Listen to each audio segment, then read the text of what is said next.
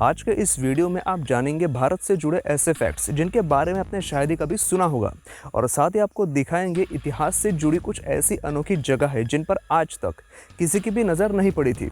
Video शुरू करने से पहले आपको बता दूं कि अगर आप भारत और दुनिया से जुड़े अमेजिंग फैक्ट्स के बारे में जानना पसंद करते हैं तो इस चैनल को आप सब्सक्राइब ज़रूर करें और साथ में बेल नोटिफिकेशन को भी ऑन कर लीजिए। तो ज़्यादा समय ना गंवाते हुए वीडियो को स्टार्ट करते हैं।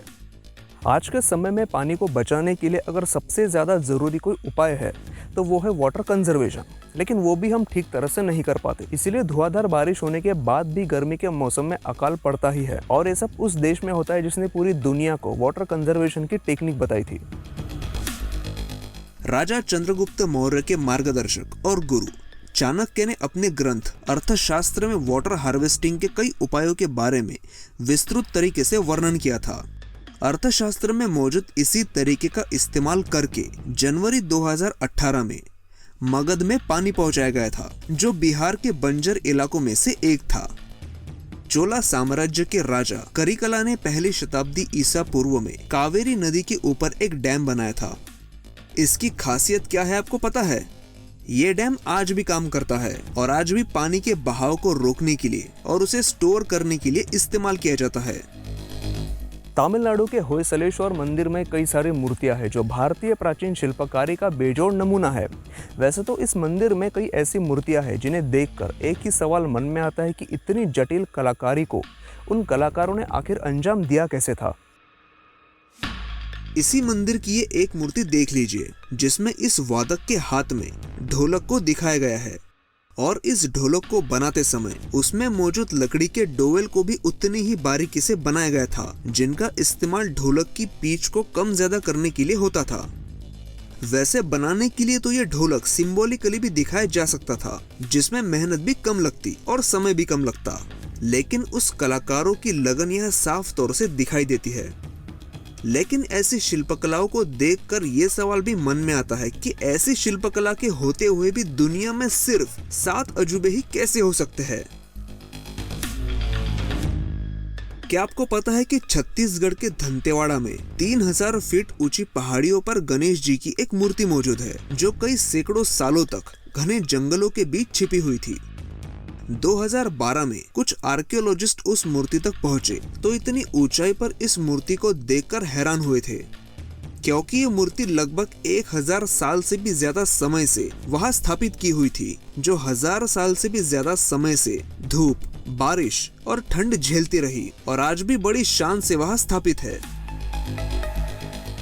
दिल्ली के लौह स्तंभ के बारे में आप जानते ही होंगे, लेकिन क्या आपने मध्य प्रदेश के इंदौर के पास मौजूद धारगांव के स्तंभ के बारे में सुना है? जो दिल्ली के इस स्तंभ से किसी भी लिहाज से कम रहस्यमय नहीं है। ये स्तंभ आज 3 हिस्सों में टूट चुका है, जिसकी लंबाई जोड़ने पर 43 फीट हो जाती है। इस स्तंभ के सबसे ऊपरी हिस्से में एक गरुड़ की मूर्ति हुआ करती थी, लेकिन उस मूर्ति के साथ ही इस स्तंभ को भी आक्रमणकारियों ने 3 हिस्सों में तोड़ दिया था। कहा जाता है कि इस स्तंभ का निर्माण उस समय हुआ था जब इस क्षेत्र पर राजा भोज का शासन था, लेकिन जब बाद में ये इलाका अलाउद्दीन खिलजी के साम्राज्य में आया, यहाँ की कई धरोहरों को नष्ट किया गया और इस स्तंभ को भी अपने साथ ले जाने की कोशिश में इसे भारी नुकसान पहुंचाया गया। दुनिया के सबसे बड़े वैज्ञानिक रिसर्च ऑर्गेनाइजेशन में से एक है सर्न, जो स्विट्जरलैंड में मौजूद है। क्या आपको पता है कि इस संस्था में नटराज की एक भव्य मूर्ति मौजूद है, जिसमें नटराज आनंद तांडव मुद्रा में नाचते हुए दिखाए गए हैं, जिसे कॉस्मिक डांस भी कहते हैं। इस संस्था में 2600 स्थायी कर्मचारी और पूरी दुनिया भर से आए लगभग 11000 इंजीनियर्स काम करते हैं। इस संस्था में ब्रह्मांड की उत्पत्ति से लेकर अंतरिक्ष और पृथ्वी से जुड़ी कई पहेलियों को जानने की कोशिशें लगातार जारी है। भगवान शिव के शक्ति रूप का इस संस्था के परिसर में होना इतनी बड़ी संस्था और यहाँ के वैज्ञानिकों की भगवान शिव से जुड़ी आस्था को दिखाता है। वैसे तो आपको शायद पता ही होगा कि सिंधु घाटी सभ्यता के लोग काफ़ी विकसित ऐसी ड्रेनेज सिस्टम का इस्तेमाल किया करते थे। इस चैनल पर मैंने इसके पहले भी इसके बारे में कई बार बताया है, लेकिन क्या करूं, जब भी इससे जुड़ी कोई नई जानकारी पढ़ने में आती है या फिर कोई नई तस्वीर मिल जाती है तो उसके बारे में आपको बताने के लिए मैं खुद को रोक ही नहीं पाता हूँ। अब ये तस्वीर ही देख लीजिए, जो हड़प्पा कालीन शहर धोलावीरा में खुदाई में मिले एक पाइप की है, जो काफी हद तक आज इस्तेमाल किए जाने वाले पाइप जैसा है, और वो भी अंडरग्राउंड। है ना कमाल की बात। जब दुनिया की बाकी सभ्यताएं 2 वक्त का खाना ढूंढने में ही परेशानी झेल रही थी, उस समय में हम भारतीय लोगों ने कितने आधुनिक तरीके से जीना सीख लिया था। क्या आपको पता है कि चाइना के प्रसिद्ध शाओलिन कुंफू की शुरुआत किसने की थी?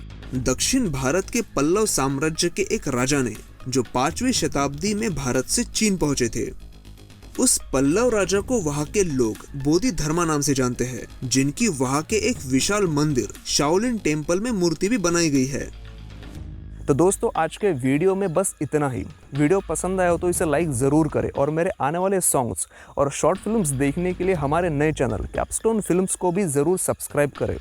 फिलहाल उस चैनल पर ज़्यादा वीडियोस अपलोड नहीं है, लेकिन आने वाले कुछ ही दिनों में उस चैनल पर बहुत ही कमाल के वीडियो सॉन्ग्स और शॉर्ट फिल्म अपलोड होने वाले हैं। तो अगर आप वो मिस नहीं करना चाहते तो उस चैनल को भी आप ज़रूर सब्सक्राइब करें। लिंक नीचे मैंने डिस्क्रिप्शन में दे दी है। तो मिलते हैं अगले एपिसोड में।